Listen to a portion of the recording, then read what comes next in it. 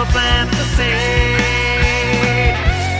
Take the time and you'll get what you need.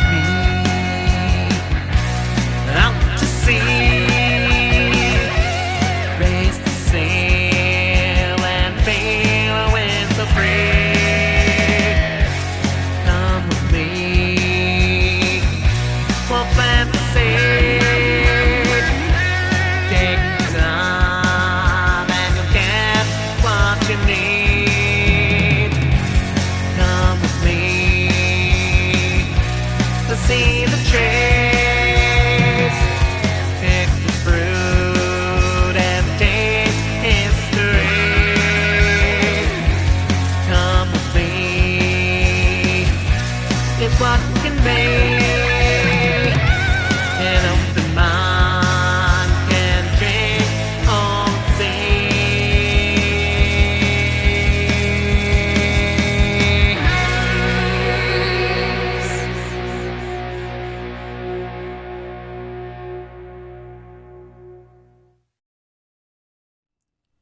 You're listening to the Alchemical Tech Revolution, and I am your host, Wayne McRoy. Good evening, everyone. Tonight we're going to talk about Tavistock and its involvement in psychological warfare. We tonight will primarily be reading from the book by Daniel Estulin titled Tavistock Institute, Social Engineering the Masses. An excellent read. If you have the means, do pick it up. It is a fantastic documentation of many of the things Tavistock has been involved with, and tonight we're going to be reading from a portion of it called Tavistock and the Unholy Alliance. So with that being said, we'll get right into the meat of the matter here.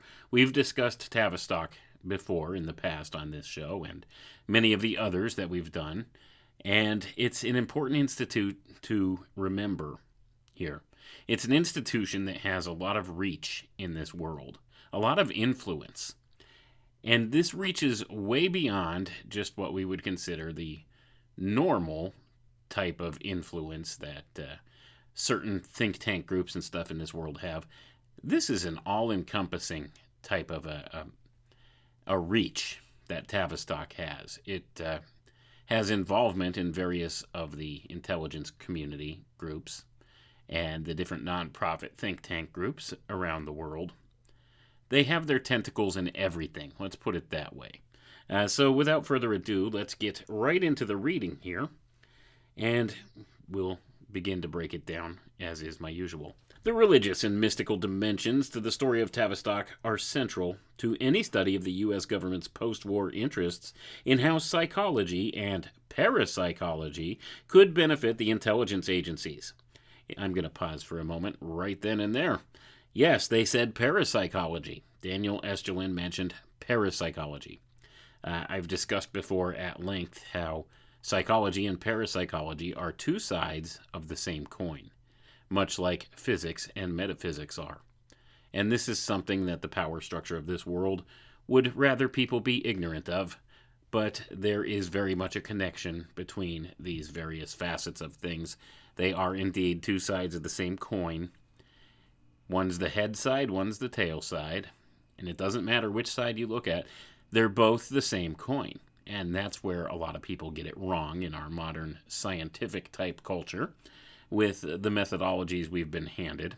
We're taught to think in clearly what they would call scientific terms, what I would call modern scientism.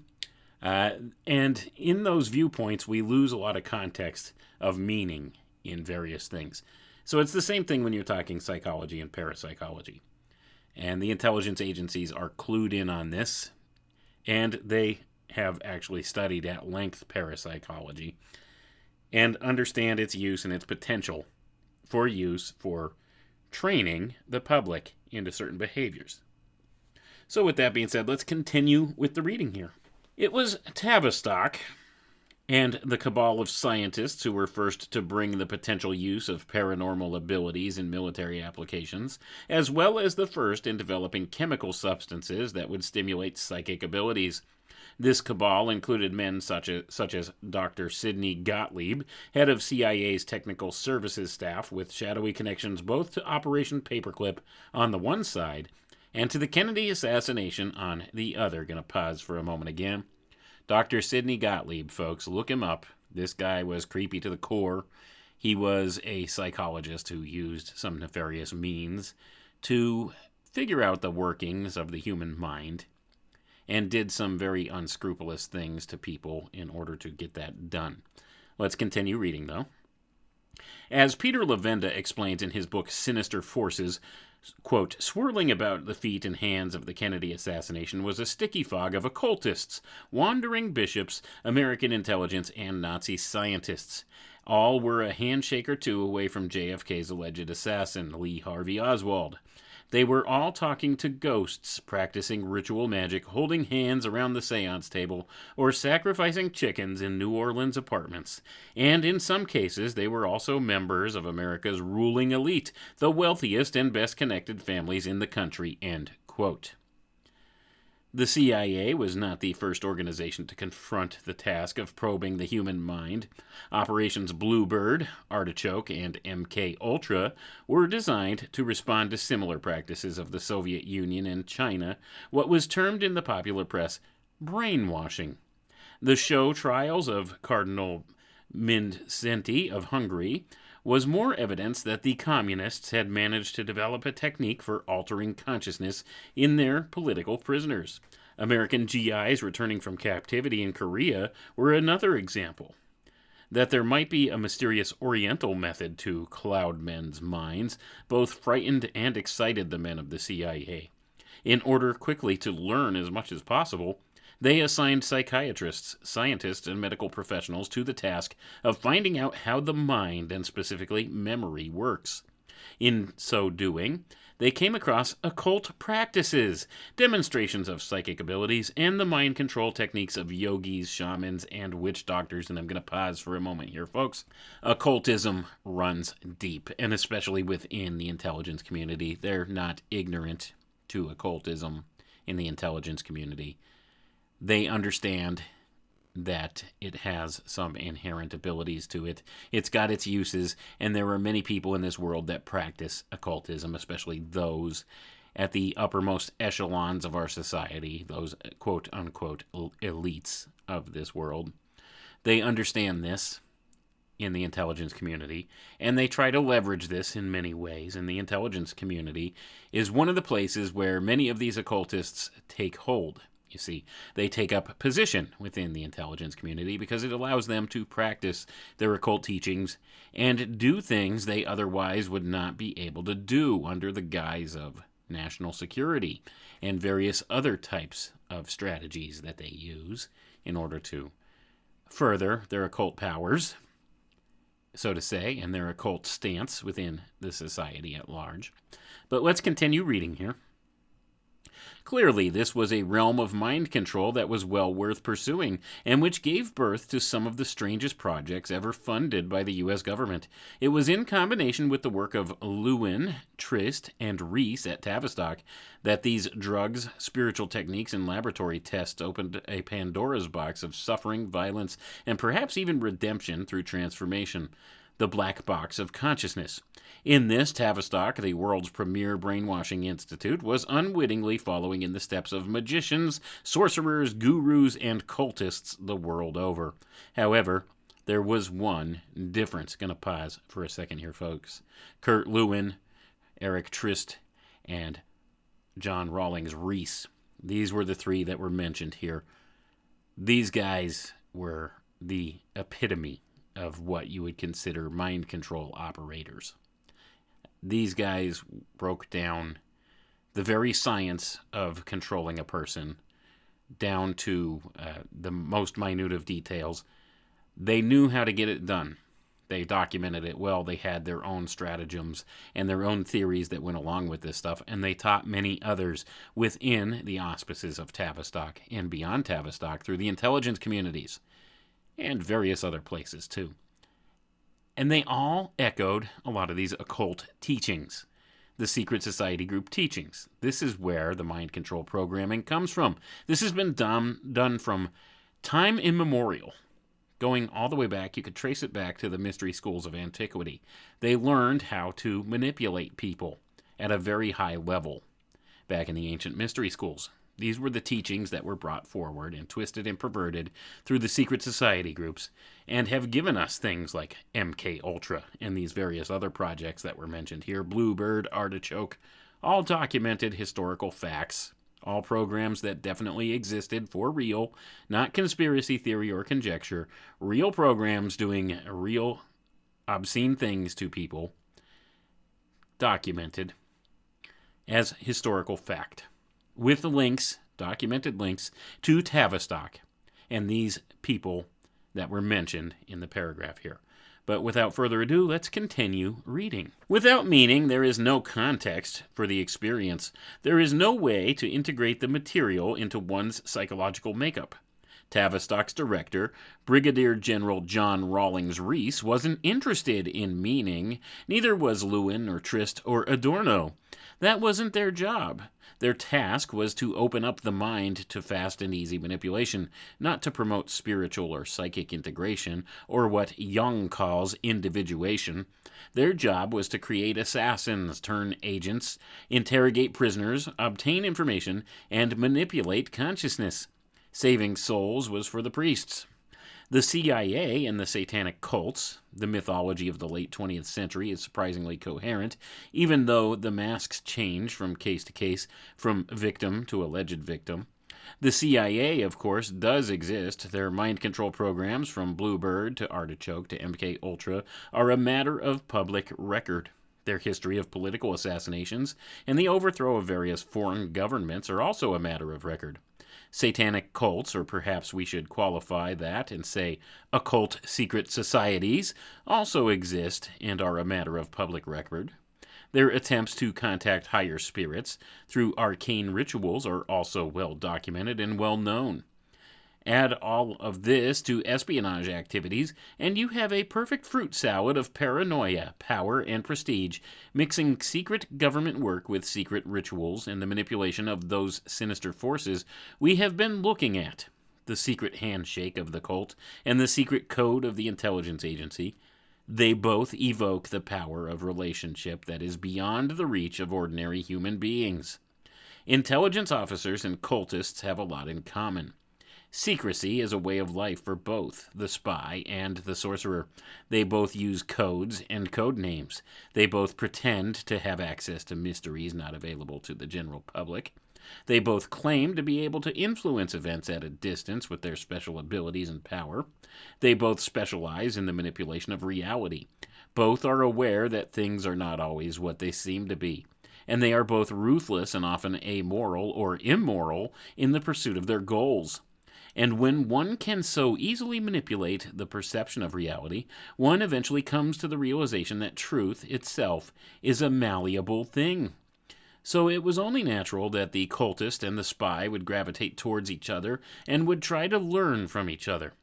This control of reality, of the perception of reality, and the creation of consensus reality is a powerful political tool and has been since ancient times, when the proverbial sorcerers could appear to create solar eclipses by simply knowing when one would occur and act accordingly. To control and manipulate the reality of the masses, one uses what is known as psychological warfare. And it is but one step from controlling a person's perception of reality to getting that person to act on it. And I'm going to pause for a moment here, folks. What's happened the past 2.5, almost 3 years now? What's been done? Do you see how this works? They manipulate your perception of reality and make you react to it and act accordingly. Look at what's been done to the world within the course of the past 2.5 years. This is psychological warfare. This whole scamdemic that's happened has been nothing but psychological warfare. Absolutely, positively, to the letter. That's what's gone on. And we still see the ramifications of it going on today. There's still people out there that walk around fearfully, wearing a mask and keeping their distance from everyone, and listening to the nonsense spewing from the television set over and over again. That's one of the big secrets of mind control: repetition. Repetition.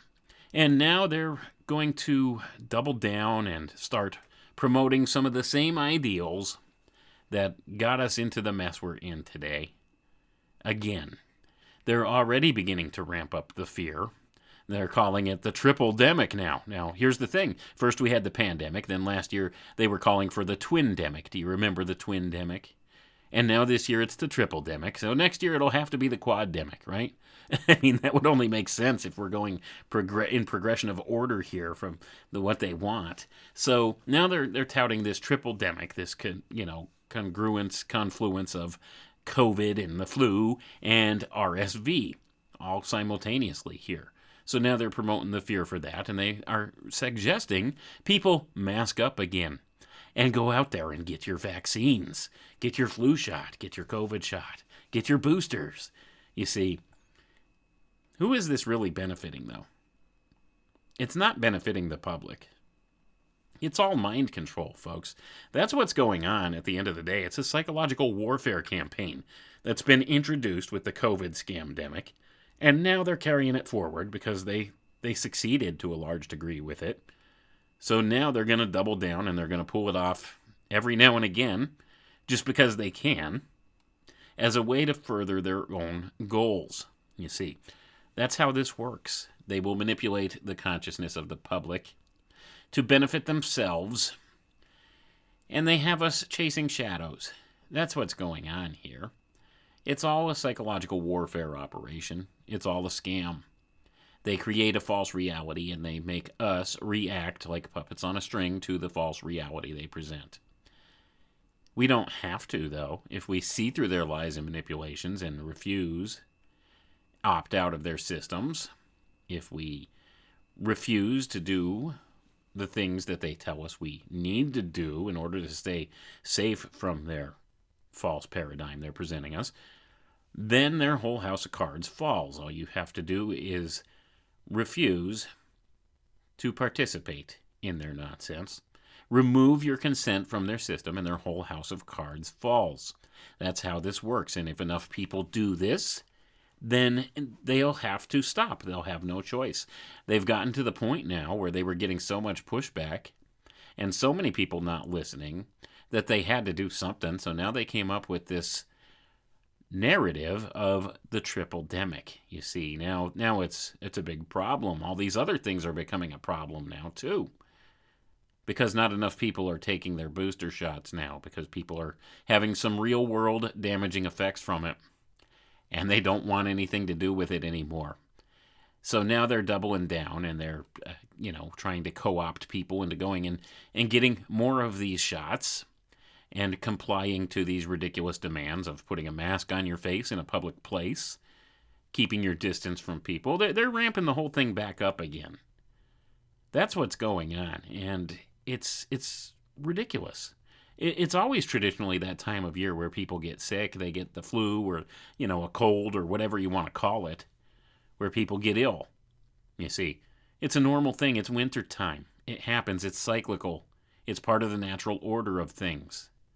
But now they've weaponized it in a new way and are trying to hold this over our heads.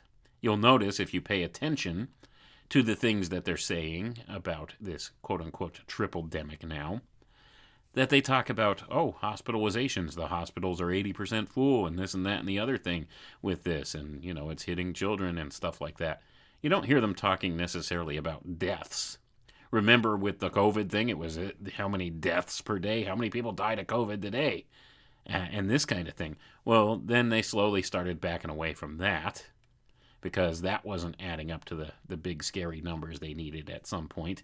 So now they started backing away from that. So then they were reporting case numbers. And now it's the same thing with this triple-demic. You'll notice they're not reporting any deaths. It's nothing scary. It's nothing out of the ordinary. It's wintertime. People get sick. It's normal.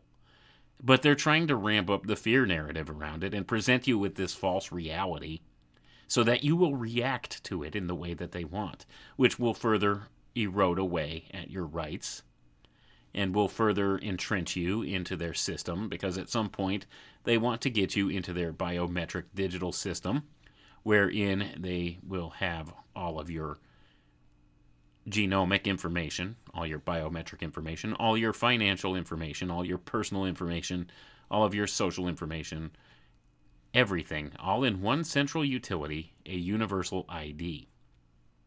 This is where the game gets played, you see. Once they have this, and they have your biometrics attached to that, then sooner or later it becomes something attached to your body. A chip or a tattoo, where you can't buy or sell unless you have this. And if you're not up to date on your current vaccine status, if you haven't had the latest booster, well, they could just turn off your bank account at the flick of a switch. You won't have any access to goods or services until you comply. Do you see where this goes?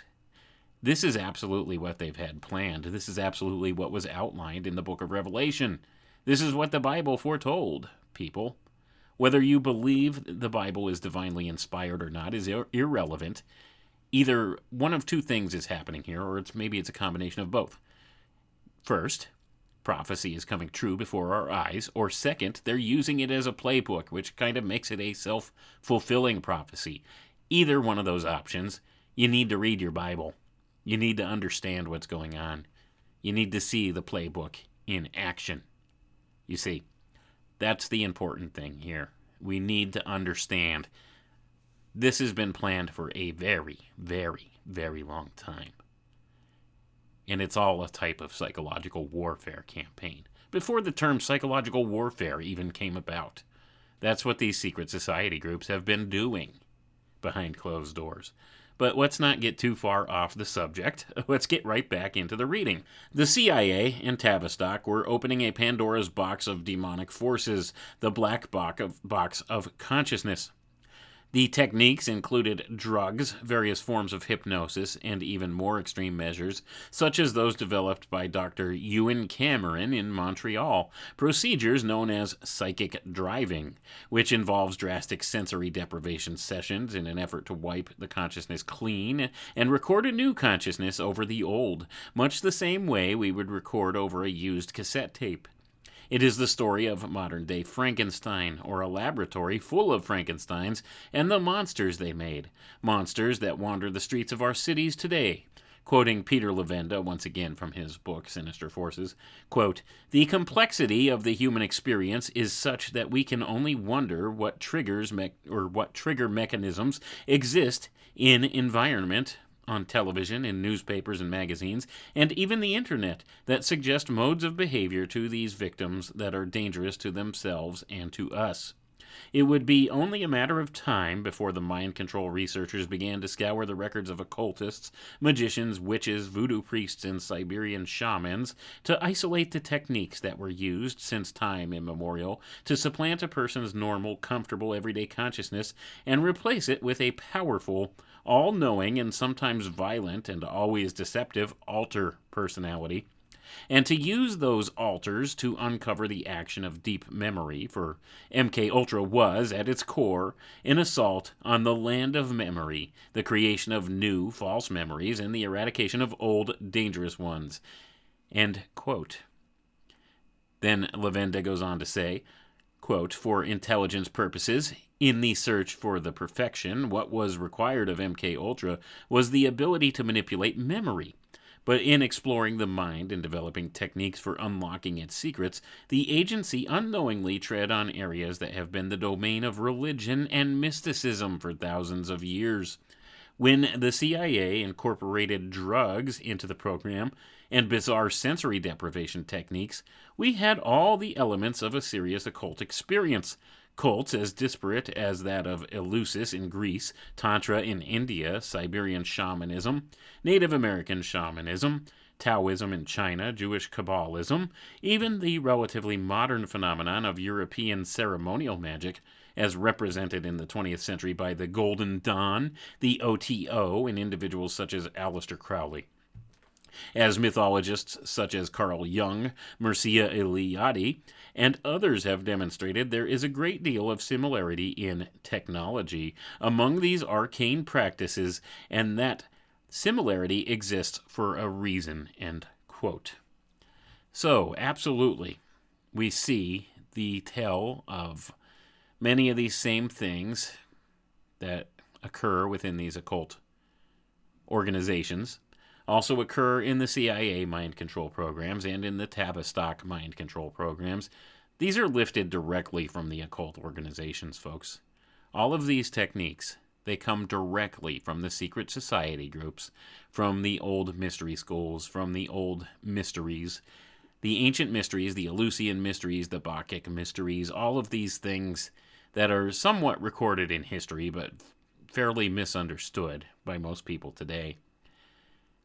They record many of these same things going on then. The mind control techniques. This is what is passed along through the secret society groups. This is the secrets of the ages that they protect. The way to control other people. You see, and it's only those that get to the very highest levels of these orders that are given many of the secrets. The intelligence community has attempted to utilize these same techniques, and now they have technologies that make it far easier to do so. That's the only difference today. The techniques are tried and true and have been practiced all throughout time, going back as far as we could look in history. It's just today they have better tools to get it done, you see. And that's the whole combination here that makes this so very dangerous. And then you put people in charge of these things that don't have the best of intentions, and it gets a little bit concerning, I would say, for those of us that are just your regular everyday person trying to live their lives in peace. And we see all this manipulation going on. And here's the thing, and I've mentioned this before, but once you're awake to all of this stuff, once you see it, you can't unsee it. There's no going back. You can't go back into the Matrix. You can't go back to sleep. Once you see these things, understand what they are, and recognize them going on around you, it's everywhere. You see the mind control programming everywhere you look, because that's what it is. It's absolutely mind control programming, trying to program your mind into believing in a fantasy-based reality. That's the whole thing. They shape your perception of what reality is, when in fact, it doesn't really reflect what they present to you. And they've used tools like the television, the internet, the computer, the mass media, to present a worldview to you, to give you this picture that they want you to see the world as. And then we react to that, or we act as if that's the reality, when it probably isn't. The vast majority of what's presented to you on television is fiction. Even the news. We're handed a fictitious account of what happened. Now, there may be circumstances that may have happened that at one time, maybe the news media was a little bit more honest, intellectually honest about reporting the news, but now everything has a bias to it, and we are only reported the biased view of the thing that's happened. And this could be demonstrated in something, in a visual representation. There's a good picture out there. It's a meme that I've seen on the internet where it shows an injured man, an army soldier, wearing a helmet, and he's laying on the ground, and there's a gun next to his head, and there's another person. There's three people in the picture. When you look at the big picture, there's the injured gentleman from the opposing military. There's one that's holding a gun near his head, and then there's another person holding a canteen of water up to the guy's mouth, giving him the water.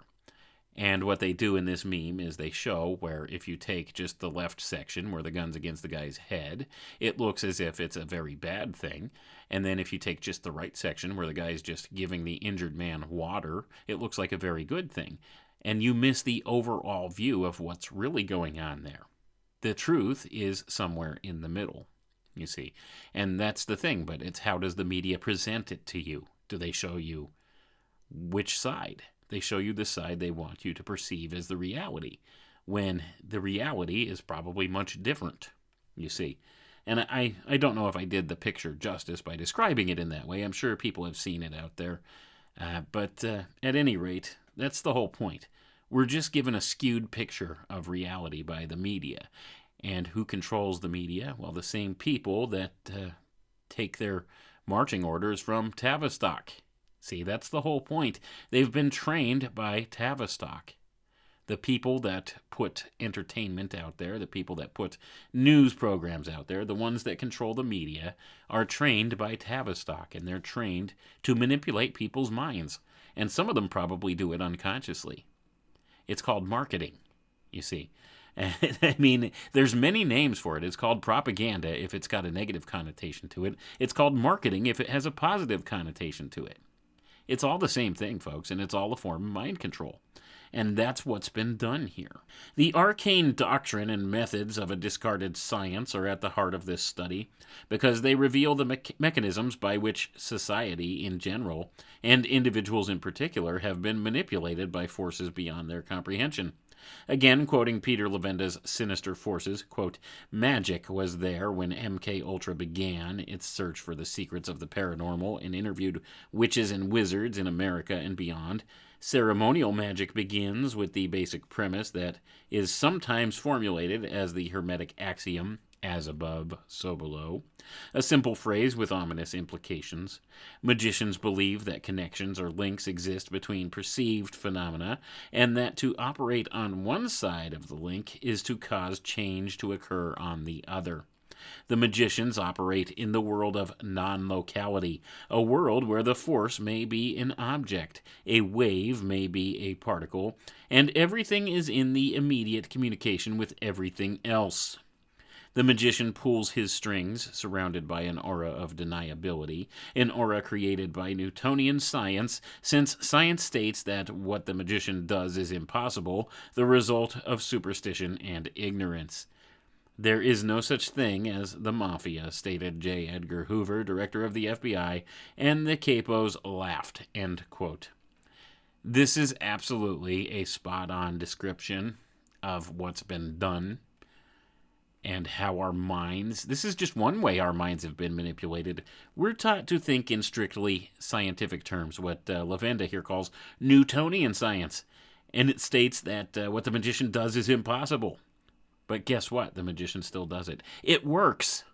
You see, that's the problem. That's why they will try their very best to use our quote-unquote modern science to deny magic as being a thing. But you know what? Here's the thing about magic. It works. And they know it. And that's the problem here. But they've trained us, the ignorant public, to not believe that any such thing has any validity to it. And these occult fraternities and secret brotherhoods, secret society groups, they withhold this occultic knowledge from the masses. They keep it at arm's length. They want you to believe the mystery behind it, and that, mystery has to do with these quote-unquote secrets of the ages. The magic. Do you know what the magic really is? It's manipulating the human mind. It's called causal engineering. If you want to think of magic in more scientific terms, call it causal engineering. All right? It uses subjective information fields to achieve results. That's what it does. If you want to get all sciencey sounding about it, that's what magic is. But they've poo-pooed the idea of magic being a legit thing, when in fact all of these people that practice these occult arts know that it works. And that's the thing, the intelligence communities and all these people that have studied this stuff, they know it works. And that's the whole premise. That's the whole key here. Tavistock, they know this stuff works. And it may sound like a lot of hokum to people because that's part of the spell they've cast on us. They want us to believe that there's nothing to it, that it's all nonsensical. Science doesn't uphold any of the validity of it. These are the things they've handed us. This is the programming script they've handed us. They want us to believe in science, not magic, not religion, not faith, not the supernatural, nothing of the sort. They want us to deny all that and believe only strictly in science. But then they have things come along that their science can't quite explain. So what do we do in the face of that? Well, by and large, you get a lot of denialism about it. They deny it's happening. Yeah, it doesn't exist. If they can't prove it in a scientific paradigm, it doesn't exist in their view. Now, when you take something like a complex subject like consciousness that you can't validly explain strictly through scientific method, it becomes problematic. So the denialism gets doubled down on, and they try to find workarounds to figure stuff out with it. So they use advanced mathematics to make things fit in where they need them to put the proverbial square peg in the round hole. That's exactly what they do. They do the same thing with physics. I'll use physics as an example. They can't quite account for how everything works in the relativity theory given by Einstein, so they came up with countermeasures to that. Quantum theory. They can't make quantum theory and Einsteinian theory mesh. So they don't want to change the model that they have. So here's what they do. They'll insert a mathematical formula to make it work. Einstein called this formula the cosmological constant because you know what? His physics, the things he presented, his relativity theory, it didn't work without it. So he introduced the idea of what he called the cosmological constant. And what they call today dark matter or dark energy. That's the big buzzword now because it still doesn't work. They have to use mental gymnastics and mathematical gymnastics to make these things work and fit into the model that they present as our reality. When in actuality, here's the thing. If they were truly practicing scientific method, they would see that their model does not align with what actually happens. It doesn't fit. And they would know that they need a new hypothesis. That's not what they do. Instead, they double down and they do mental gymnastics to make it fit what they want it to fit. And they hand us that and call it science. It doesn't work. You see, it goes against what scientific method is supposed to be. But this is how they do things. And this is part of the programming as well. They want you to believe in something. They just don't want you to believe in something that they don't have a hand in, right? They want you to believe in what it is that they want you to believe, not what you want to believe. So they want to try and make every way possible for you to believe in this thing that they call science. Because you know what? Science is the new mythology, folks. It's the modern mythology that's been handed to us. Science is the new God, in their view. This is what they've been trying to get us to buy into. Science is your God. Man is his own God, you see, because he's smart enough. He's finally figured out all this science that unlocks the mysteries of the universe. And this is the key to God. I mean, they even came up with the idea of the God particle. You remember that? The Higgs boson. Well, they found this. They call it the God particle. It's crazy, isn't it? But I'll tell you what. They are just so full of crap at this point. It's unbelievable. And they keep presenting this stuff with us and tell us it's reality when there's actually no physical proof of any of it. I mean, you're taking the word of a supercomputer as to these little tiny minute particles, the existence of this God particle. A computer allegedly detects it for like a zillionth of a second or something like that it exists for. And it's so small you can't see it. The only way it could be detected is by a supercomputer. So it's like absurd to even think in these ways. Yes, it's there. We found it. That's great.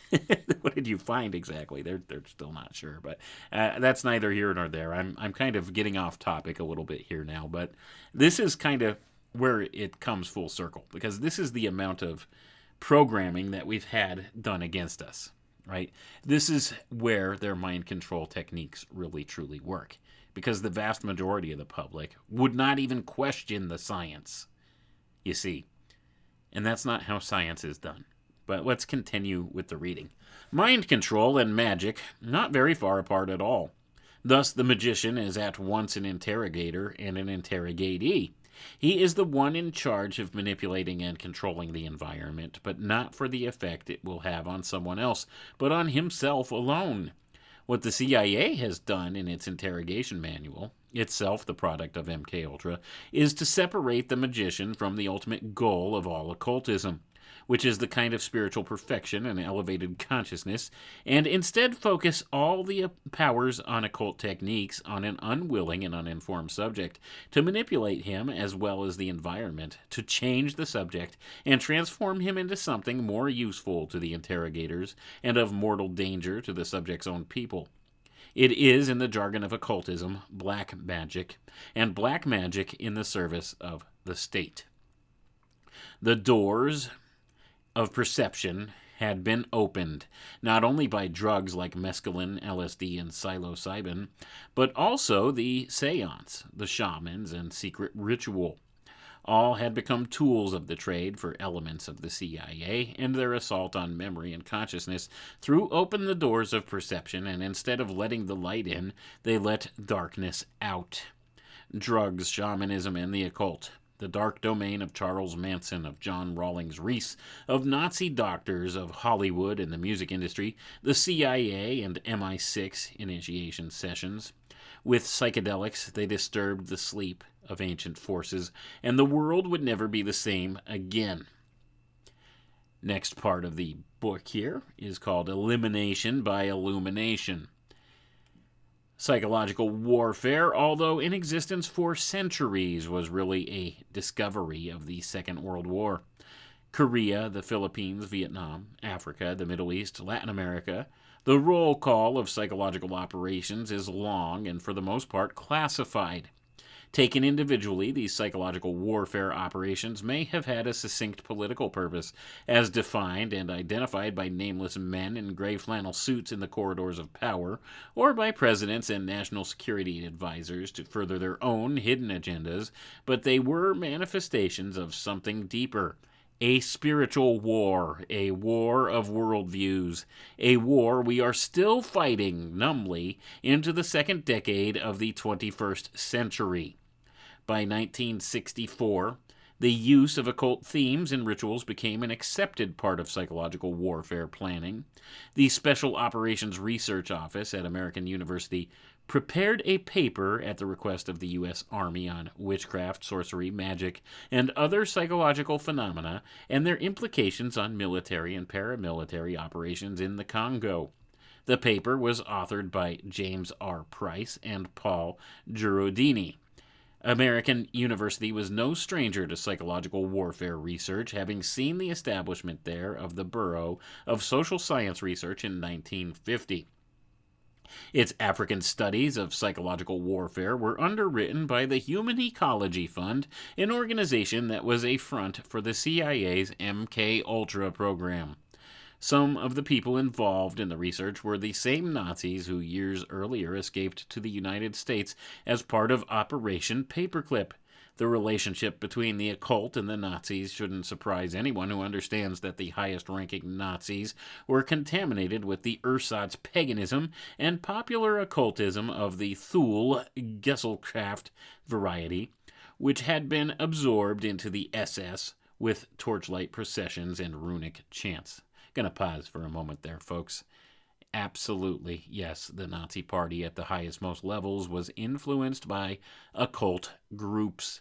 Many of their ideologies came from this occult thinking, and many of the operations they underwent were all about occult things.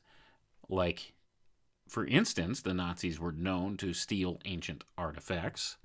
They would search for ancient artifacts with occult ties to them. Various things like that. That's a known commodity that's been highlighted in films like Indiana Jones and the Raiders of the Lost Ark and various other ones. See, this is something that was known of the Nazis. It's public record. They were heavily influenced by occultic ideas. Same things happened here. They've switched gears.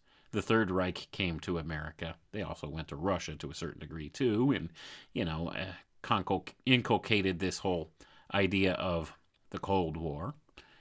This is another psychological warfare operation, folks. The Cold War was nothing but a psychological tactic from the get-go, from both sides who were working together to achieve the same goals. And that's something that's not realized by many, but it's definitely something that's there, right? We know that the Soviet Union and the United States were very much on good terms for the most part with various projects, like such, for instance, as the space program, after, of course, the whole debacle in the 1960s and 70s with the space race and all of that stuff. Beyond that, they worked together, and they still work together. Russian rockets and stuff like that are used to ship United States goods into orbit, ostensibly. You see, and this is the whole thing. So behind the scenes, these governmental organizations and stuff, they work together, but they present a false reality to the public.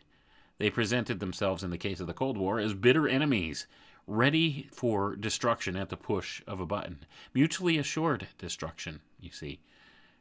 And this was the tool they used to manipulate the public consciousness in certain ways.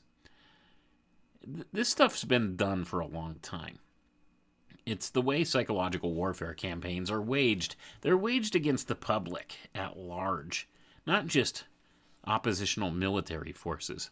They're aimed at the public. And when you have a small group of controllers at the top of the power structure who are aiming these psychological warfare weapons against the masses, it creates a state of domestic warfare, you see. And the weapons that they use are not weapons that are recognized in a conventional sense by the public. So they don't even realize they're having a warfare campaign led against them. That's where we are, folks. The quiet war has been going on quietly since 1954. With the first meeting of the Bilderberg group, they planned this campaign, this psychological warfare campaign, against the masses in what they then termed the Quiet War, using silent weapons technology, which is weapons of the mind. Weapons against the mind, in many ways. But at any rate, let's get back to the reading here. Operation Paperclip. As Lavenda writes in Sinister Forces, there had to have been a level at which the U.S. government's leaders identified with the Nazis, or at least admired them. There had to have been a point in which the crimes of the Holocaust were considered a minor distraction, a kind of public relations nuisance that was overshadowed by the glamour of the perfectly run superstate of the Third Reich. There must have been an understanding that the ideologies of America and Nazi Germany were more alike than the ideologies of America and the Soviet Union. This is because there is just no other way to interpret what took place at the end of the war. Morally, what transpired can only be considered a war crime itself. Policymakers in Washington knew that the next major conflict would be fought between the United States and the Soviet Union. It was of utmost importance that top-level German scientists working on super-secret V1 and V2 projects as well as nuclear weapons technology be brought to American shores out of reach of the Russians and, more importantly, perhaps pressed into service to the United States. To that end, several wartime intelligence operations were put in motion. The most famous one was Operation Paperclip. Most people who have heard of Paperclip assume that it was a program to bring Nazi scientists to the United States to assist the space program. However, there was much more to Paperclip and to subsequent Nazi recruitment than rocket science. Nazi medical personnel were also recruited, as well as psychological warfare experts, and with the Gehlen organization, spies, assassins, and saboteurs. Going to pause for a moment here, folks. If you don't know who the Gehlen organization is or who Gehlen was, this was the guy who was a Nazi intelligence officer, saboteur, spy, extraordinaire. He was the head of their intelligence service. He was recruited in Operation Paperclip and was the head of the OSS, the Office of Strategic Services, which was the precursor of the CIA and later morphed into the CIA. Reinhard Gehlen, look him up. That's who they recruited, who the Americans recruited right after World War II, and absorbed the Nazi intelligence apparatus into their own intelligence apparatus, known as the OSS, the Office of Strategic Services, which later morphed into the CIA. So that's a historical fact. It's a known commodity. No conspiracy theory there. Absolute documented fact. So when we say the intelligence community, and we're talking about places like the NSA, the CIA, the FBI, all of these various three-letter organizations, many of them were founded upon Nazi ideology and were founded by literal Nazis. You see, the Nazis took up operation within the intelligence groups and continued to do the same things they were doing before the war ended, but they were doing it under the auspices of the American intelligence services, and they had greater resources available to them then than they did with the Nazis in Germany. So what happened there? Did the tail wag the dog? Or did the dog wag its tail? That's what you have to ask. Was America calling the shots? Or was the intelligence community, the newly inculcated intelligence community, the Nazis, were they calling the shots? Were they using psychological manipulations to position themselves in government here to get the things done that they wanted to get done and still working for themselves, but just playing the game? That's what you have to wonder. That's a likely scenario that's gone on, because many claim that the Fourth Reich is operational today, you see, and that it's been ingrained into Western culture here. It's established itself in the American intelligence community. Who knows? It's hard to say these things, but these are historical facts. The Gehlen organization, recruited by Operation Paperclip, and later turned into the CIA. And this also has connections to Tavistock, as we'll see here. The Paperclip story is long and very complex. It involves the alphabet soup of intelligence agencies and programs, from CROCAS, the Central Registry of War Crimes and Security Suspects, to CIC, SIS, OSS, CIA, and JIOA, and many more. It deals with dozens of countries, their intelligence agencies, armies, political parties, Roman Catholic Church, and criminal justice systems. By the time Paperclip was over, an entire division of Ukrainian Waffen-SS, as well as thousands of Nazi scientists, many of them accused of as war criminals, who had participated in some of the war's worst atrocities, had managed to find home in the United States, South America, and in the Middle East. Whatever the morality of the recruiting of German scientists, there was another dimension to the experiments that has gone virtually unnoticed by researchers due to the near-total lack of documentation and the lack of living witnesses.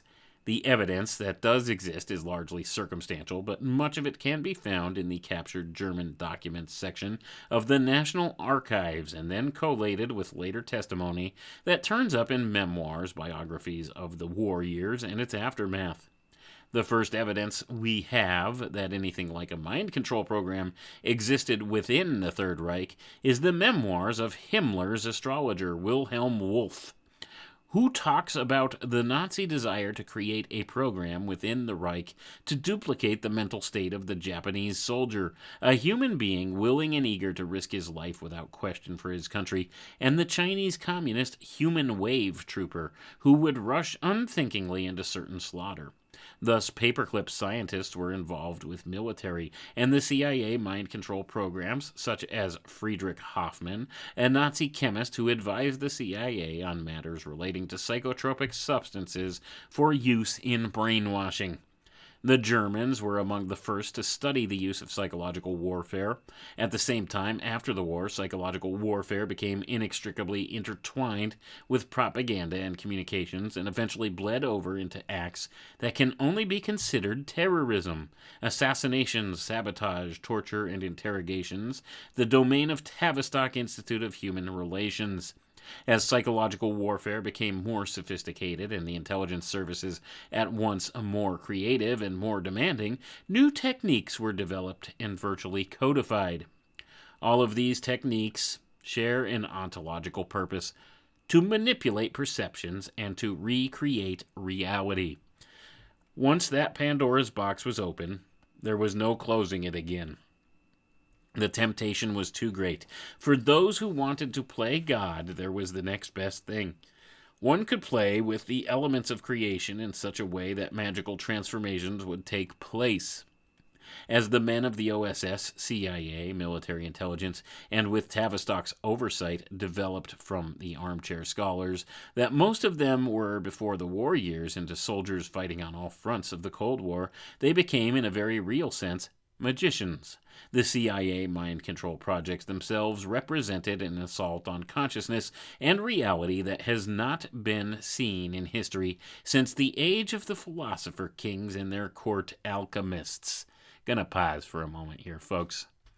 So when I say to you, these mind control techniques, the intelligence communities, all of these different psychological warfare campaigns and operators of psychological warfare campaigns, they all derive their teachings from the occult secret society groups, derived all the way back from the mystery schools. All of these ideas brought forward through time, through a secret organization of varying sorts with many different faces on it, brought forward through time in an unbroken succession throughout history. These secrets of the ages, it's all about controlling people. It's all about manipulating people. Power over the mind.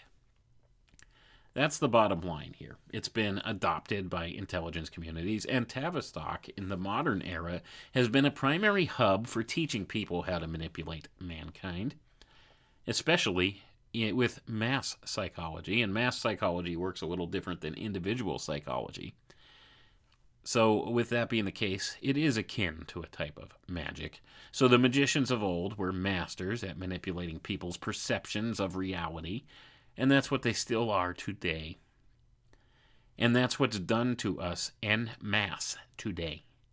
Our reality, our perception of reality, is manipulated by mass media.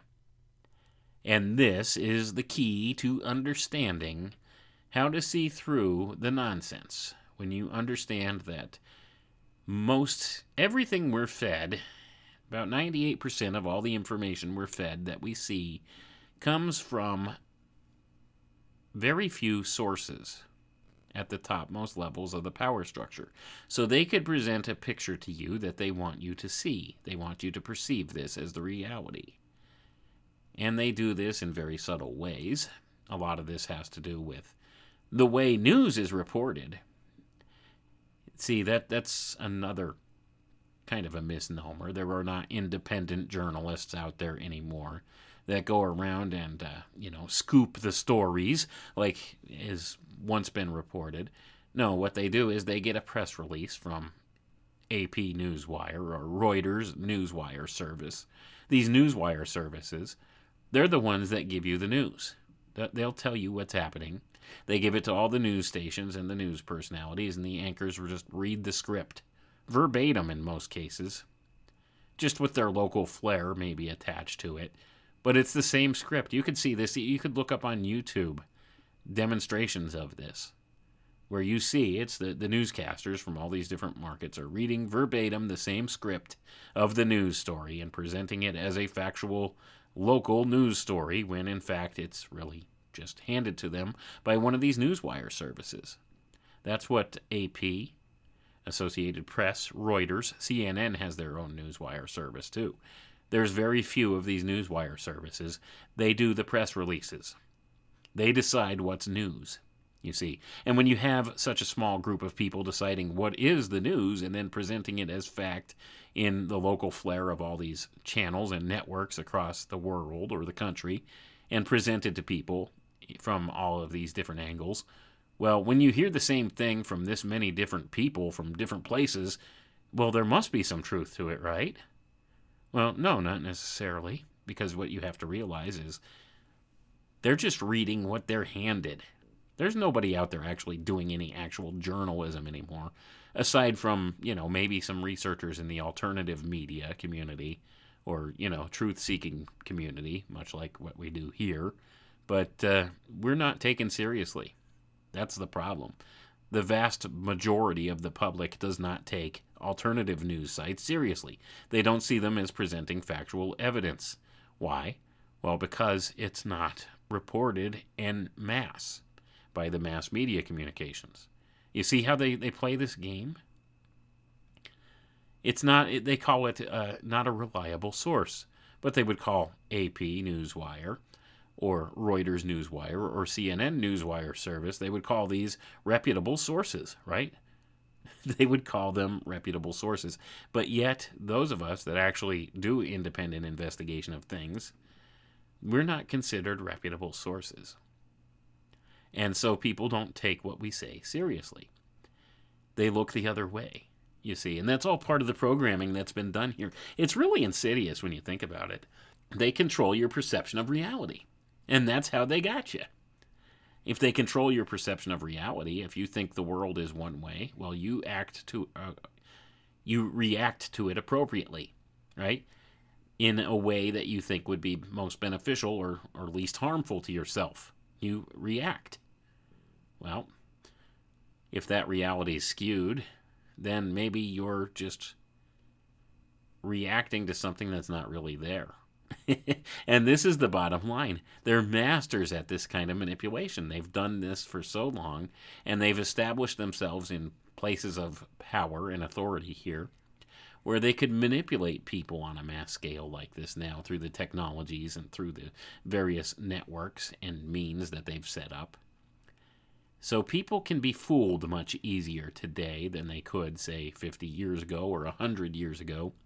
My grandfather's generation would not fall for any of the nonsense going down in the media right now. All these things being presented to us in the world, they wouldn't. They wouldn't stand for it. But in 2 generations, things have changed. And in another 2 generations, it's going to be unbelievably bad with how the mind control is, how rampant it is. We've all been manipulated. We've all had our opinions formed and shaped by people we've never seen or heard of. Edward Bernays said that. Our minds are molded, our opinions are formed by people we've largely never even heard of. You see, that's the power of media. That's the power of these psychological warfare campaigns. Mass mind control. Let's continue reading and we'll wrap it up here pretty soon.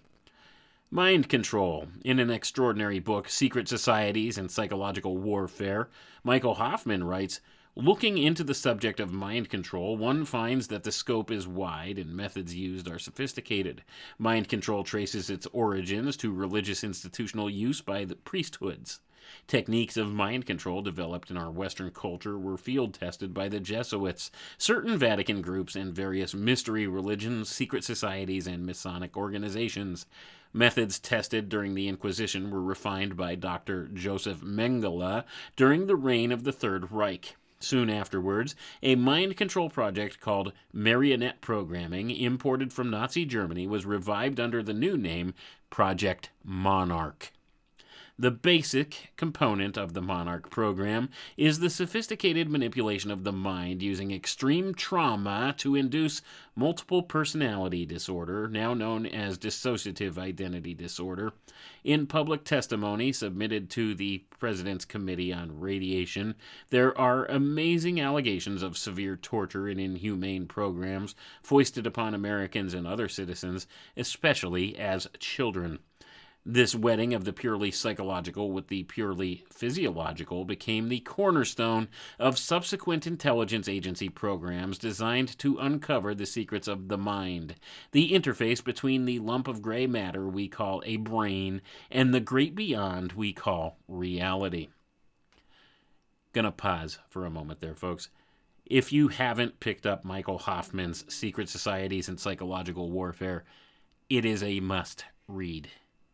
This guy really understood on a deeper level than most, way back then in the early 1990s when he wrote it, what was going on, to the degree it was going on, and much, much more. He had a very good finger on the pulse of reality here as far as the things that have been done.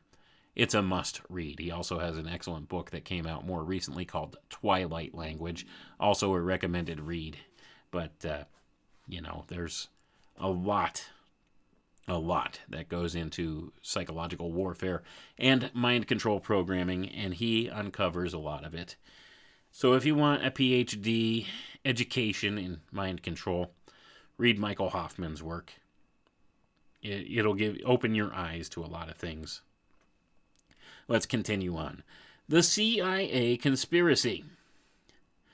Peter Kuski writes in The Shaping of Anglo-American SS by War, according to the OSS's assessment staff's post-war report Assessment of Men, it was Dr. John Rawlings Rees and his Tavistock crew at the British War Office Selection Board who contacted the London office of the OSS to suggest that the Special Warfare Organization adopt Tavistock selection and training methods. It was Rees who devised the OSS brainwashing election procedures, and Lewin, that's Kurt Lewin, helped refine them. It was also Rockefeller-sponsored Rees who devised a U.S. financier-promoted insurgency-counterinsurgency project. The development of the CIA establishment has been essentially directed to a systematic infiltration of all principal existing institutions, an infiltration which is a deliberate preparatory deployment aimed at the establishment of a quasi-legal fascist takeover with the help of some of the leading families of America. Many of the future leaders of the CIA came from America's ruling families, from a never-ending pool of bankers and industrialists such as DuPont, Vanderbilt, Bruce, Mellon, Archbold, Morgan, and Roosevelt. For example, Teddy Roosevelt's grandson, Quentin Roosevelt, was an OSS Special Operations Officer in China, as was Winston Churchill's cousin, Raymond Guest. J.P. Morgan's two sons, Junius and Henry S., were in charge of the laundering of all OSS funds and the counterfeiting of all OSS identity papers. Gonna pause for a moment here, folks. So like we've said so many times, there's a few family names that pop up over and over again within the auspices of the power structure here. And once again, we see them: DuPont, Vanderbilt, Morgan, Roosevelt, Rockefeller, Rothschild. These various names we're all pretty much familiar with. Vanderbilt. You know who's a Vanderbilt? You ever see a guy named Anderson Cooper on CNN? He is the heir to the Vanderbilt fortune. He is Gloria Vanderbilt's son. Did you know that? Did you also know that he was part of the CIA's Operation Mockingbird? That's right, folks. He's a paid CIA informant and agent. Works on CNN as a reporter. A reporter. You could picture me doing the Dr. Evil air quotes. A reporter on CNN. Yeah, okay. Why would this multi-millionaire, I think he's actually a billionaire, if I'm not mistaken, why would he be bothering with something like, being a news personality on CNN, one of the lowest rated networks out there? Like, what's the point? Well, he's a CIA operative. That's why.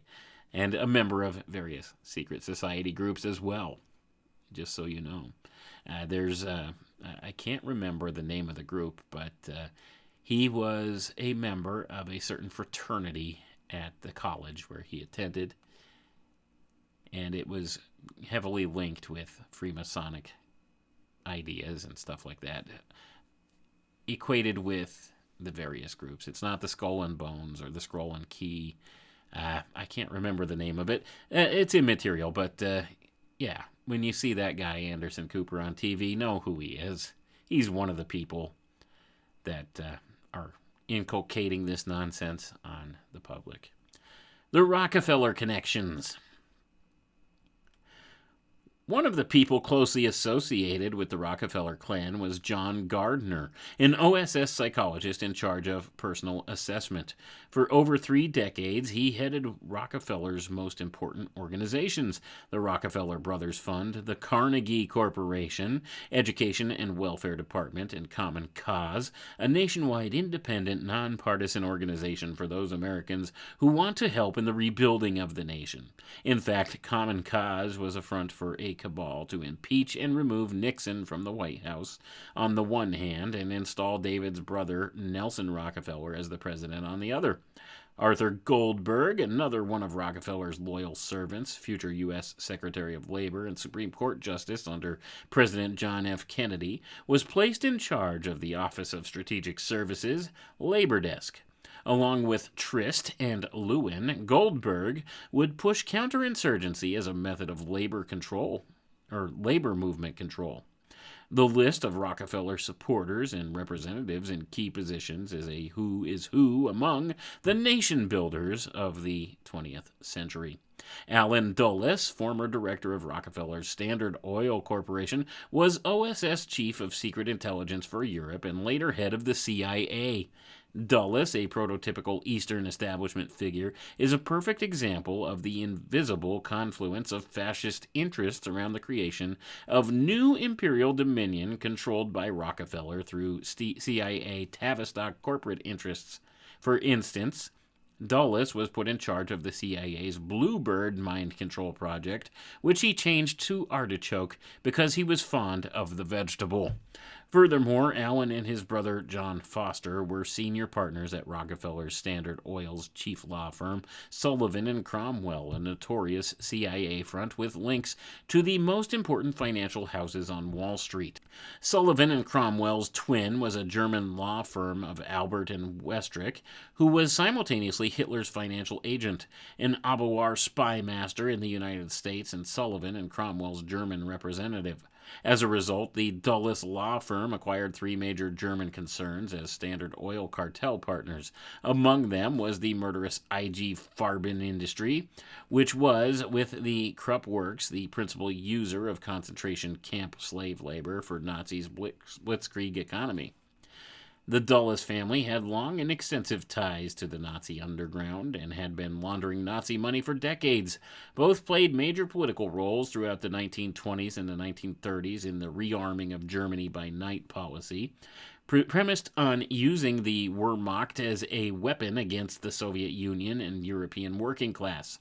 Allen Dulles was in an intelligence position in Switzerland during the First World War, developing the contacts and the network he would use as the years went by. He would be one of the key people working the Byzantine machinations of the post-war Operation Paperclip that formed the real structure of resurgent fascism, of what became known in the intelligence community simply as blowback. While Allen was employed in Switzerland, his brother John Foster was working at the State Department in Washington. Their uncle, ultra-conservative Robert Lansing, was President Woodrow Wilson's Secretary of State. The Dulles brothers actively courted Nazi officials in the 1930s, as did the Rockefeller and Wall Street corporate interests, such as Ford Motor Company and IBM, and helped them escape after the war, especially when Allen Dulles became CIA director beginning in 1953. Dulles' chief of counterintelligence, James Jesus Angleton, later the CIA's Vatican liaison, and Frank Wisner, who oversaw Gehlen Organization's Special Forces in 1952-53, would be involved with various secret off-the-books operations, among them Odessa, which helped relocate Nazis into Perón's Argentina, and Dia Spine, or the Spider, a loose designation of the post-war remnants of the Nazi secret police and covert intelligence apparatus, whose U.S. point man was a Rockefeller Republican Party supporter, Harold Keith Thompson. We will come back to D'Arspinay a bit later in the report. In 1945, Dulles, along with the former Gestapo OSS agent Hans Bernd Giesevus, was accused by the U.S. Treasury Department of laundering Nazi funds from Hungary into Switzerland. The investigation was eventually dropped when the U.S. State Department claimed jurisdiction. If anyone still has any doubts about a close proximity of the Rockefeller clan to the Nazis, in 1945 President Truman fired Nelson Rockefeller for his role in engineering the creation of Perón's fascist regime, which provided a safe haven for over 100,000 Nuremberg criminals delivered by Allen Dulles from Europe. In his national bestseller, Blowback, author Christopher Simpson wrote, quote, after World War II, Nazi emigres were given CIA subsidies to build a far right-wing power base in the U.S. These Nazis assumed prominent positions in the Republican Party's ethnic outreach committees. These Nazis did not come to America as individuals, but as part of organized groups with fascist political agendas. The Nazi agenda did not die along with Adolf Hitler. It moved to America, or a part of it did, and joined the far right of the Republican Party, end quote. I'm going to pause right there. I don't think Christopher Simpson is right. Simply because of this reason. Nazism is a leftist ideology, not a right-wing ideology, you see.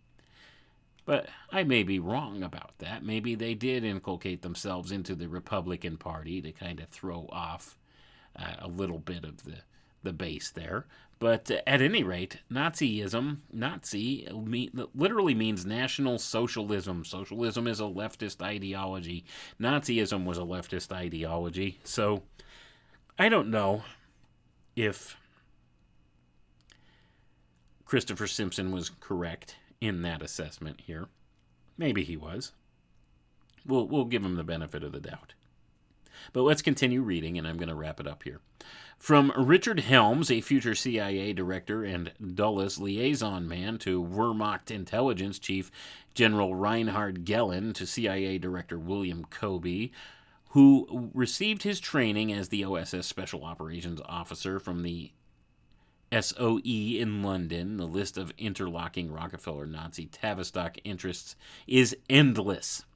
The Tavistock techniques of gang, counter-gang, sabotage, and political assassinations Colby learned at SOE's Special Training School were the very methods he later used in directing the CIA's Project Phoenix in South Vietnam, which included the mass assassination atrocities at My Lai.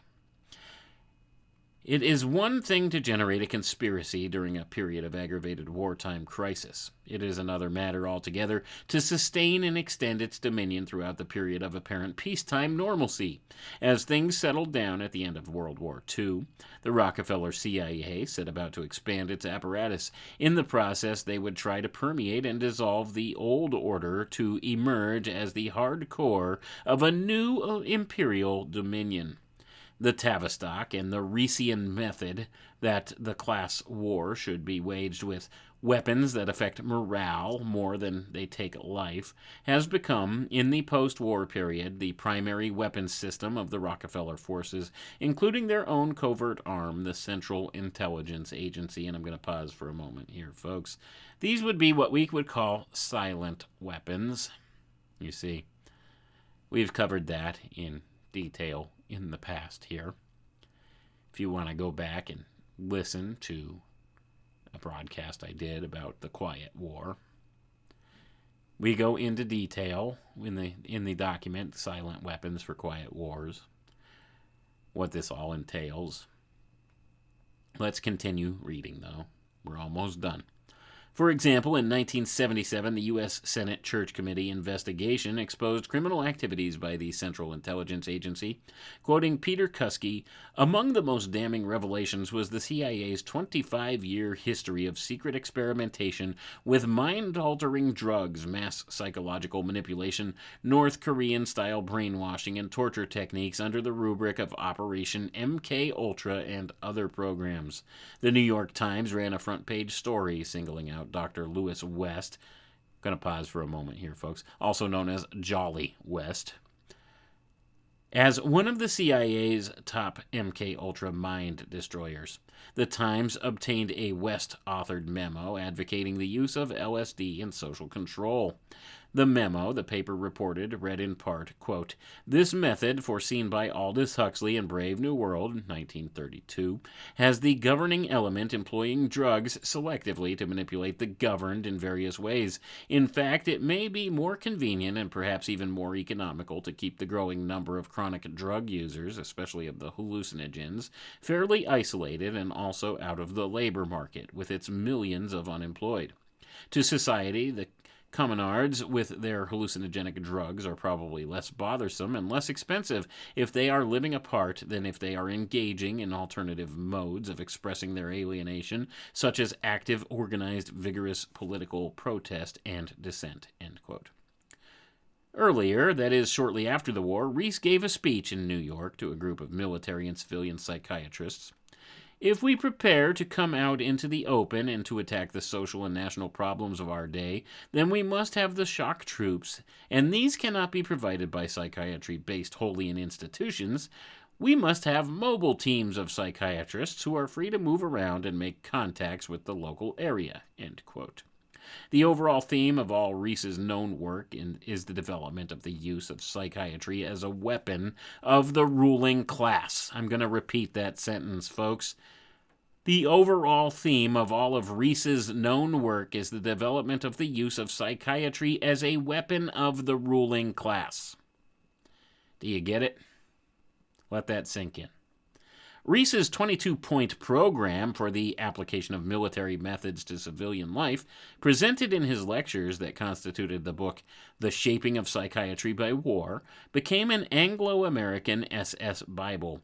From Vienna in 1956, Rees, under the cover of his World Federation for Mental Health, and Frank Wisner, the CIA Deputy Director and Chief of Special Operations, coordinated the insurgency popularly known as the Hungarian Revolution. Rees emphasized the value of overt and covert operations through the use of military as a model of improvements in civil affairs institutions.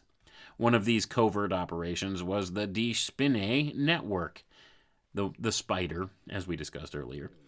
Through the period of the Cold War, the Die Spinne network was employed in a covert corporate and CIA intelligence spiritual crusade to roll back the Iron Curtain, such as the paramilitary operation known as the Hungarian Uprising in 1956. After the 1963 JFK assassination, Die Spinne was deactivated in favor of the fascism with a human face policy, championed by such left fascist elements as the Institute for Policy Studies. Executive Intelligence Review on Die Spinne operations makes an interesting observation of Cold War operations. The Hungarian Revolt of 1956 was Die Spinne's most famous. Amid a full deployment of British Fabian and similar operatives to destabilize Eastern Europe's communist parties following Khrushchev's de-Stalinization speech, the Gehlen Organization's special forces, comprised from former Waffen-SS and Brandenburg Division cadre, covertly invaded Hungary and linked up with old fascists from the Arrow-Cross Party, which the Nazis used during the occupation to conduct a wave of sabotage and assassinations. It was these elements which formed the core of the so-called Hungarian Freedom Fighters. The command structure extended down through scenario design and policy direction at the levels of national security, the Foreign Intelligence Advisory Board, the Hudson Institute, and the Hoover Institute of War. In the end, the CIA-directed liberation of Hungary failed because when push came to shove, the Soviet Union was willing to undertake a nuclear war to preserve their hold over the satellite states. The Americans, though rhetorically committed to liberation, were not willing to fight World War III to achieve that objective.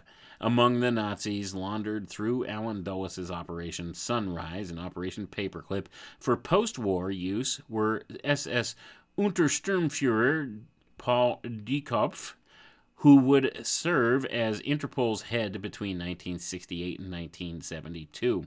Interpol is an international private police agency which functions a coordinating body for Die Spinne terrorism. Gonna repeat a little something there, folks.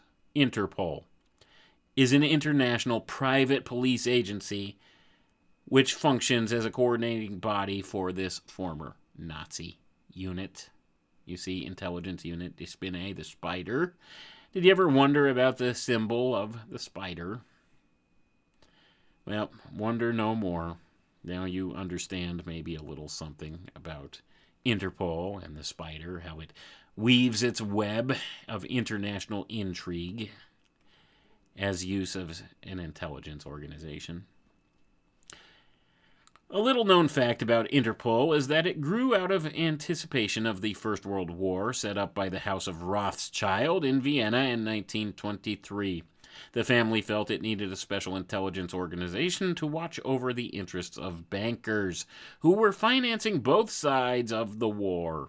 In order not to make things look too suspicious, they called on Prince Albert I of Monaco to invite lawyers, judges, and police officers from several countries to discuss international cooperation against crime. With the abundance of proof, still most people would find it difficult to accept that the CIA, as an adjunct of the Rockefeller-led organization that, along with the Tavistock Institute, is working diligently to change the paradigm of modern society.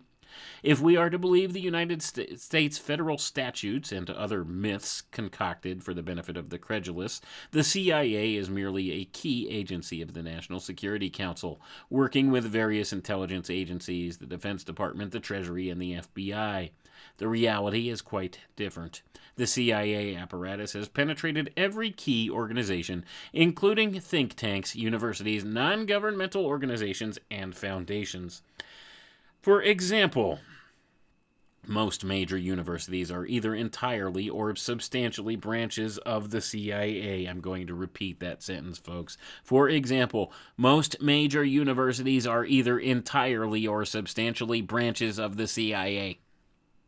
At the University of Michigan, we have the most notorious example of the Institute for Social Research.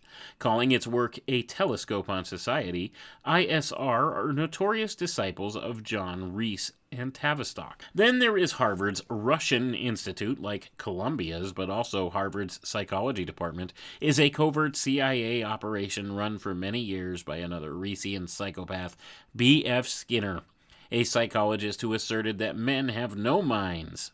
Massachusetts Institute of Technology has always been a flourishing nest of CIA activity. The University of Pennsylvania's Wharton School was home of Eric Trist, a Rockefeller-sponsored Reesian fascist who directed a series of social work projects. Cornell, Berkeley, and Stanford are also notorious CIA fronts.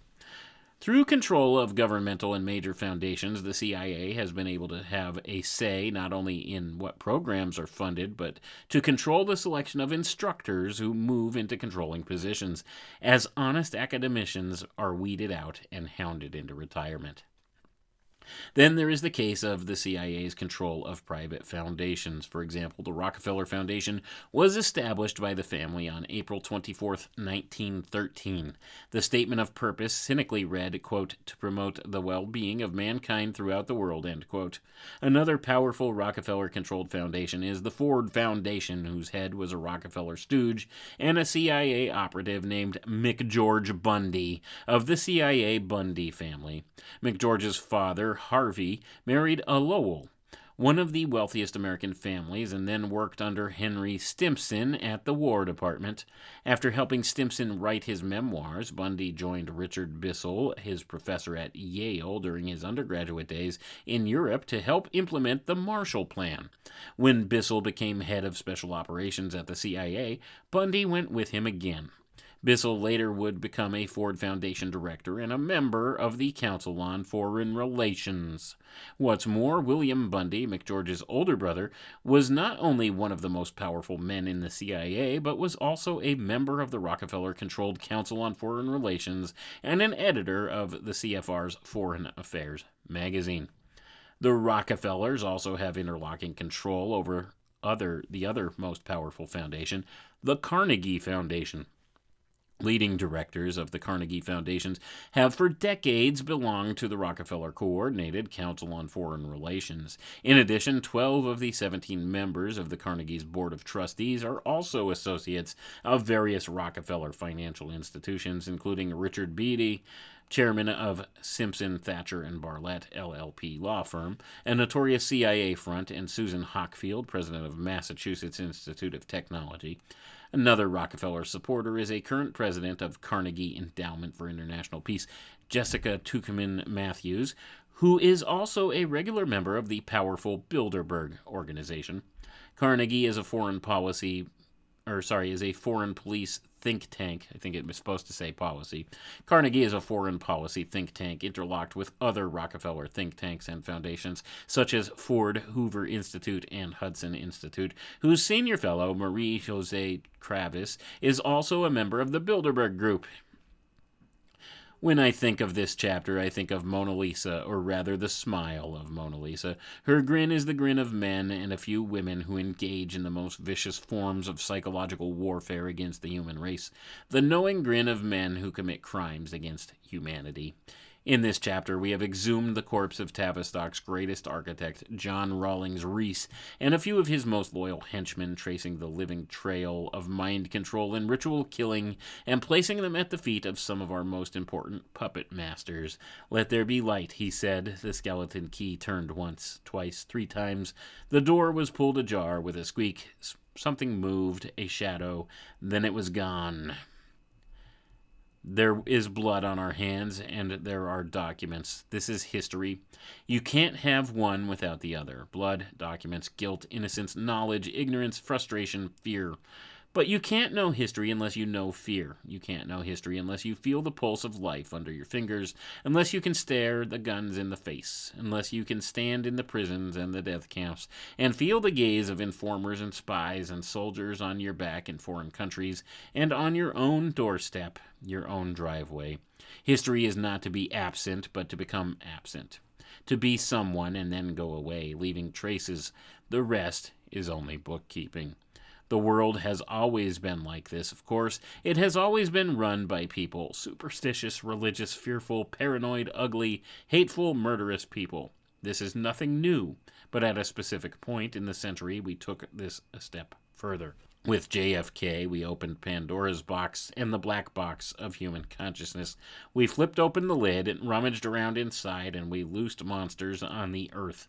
Monsters who feed on human flesh and who drink the nectar of human souls.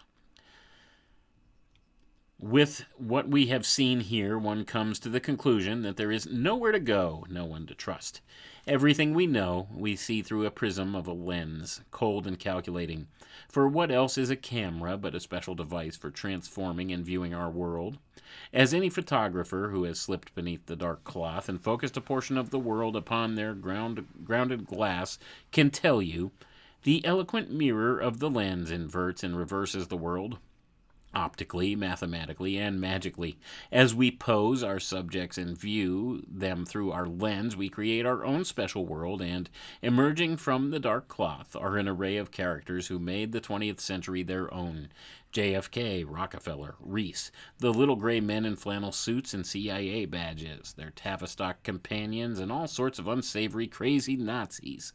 It is the Wizard of Oz meets MK Ultra. We live in the most at the abnormal, even paranormal of times.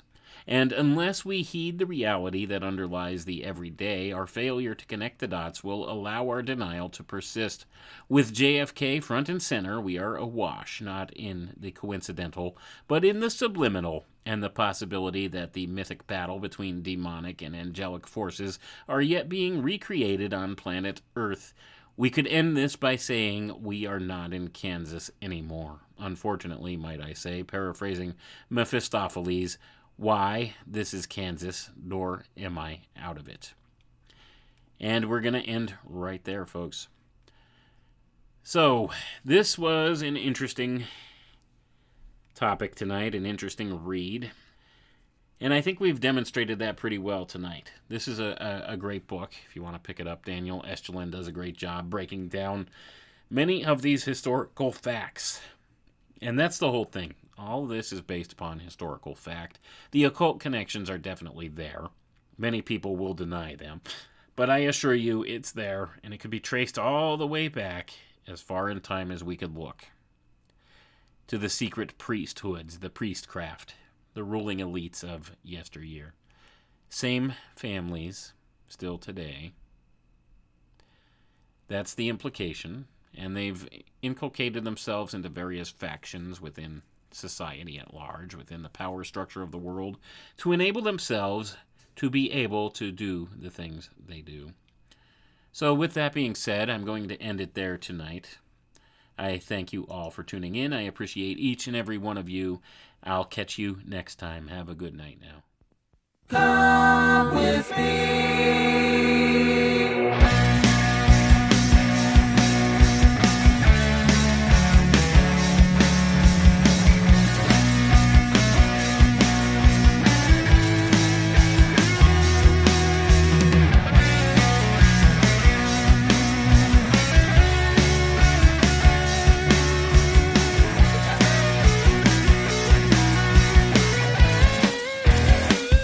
Got something to say.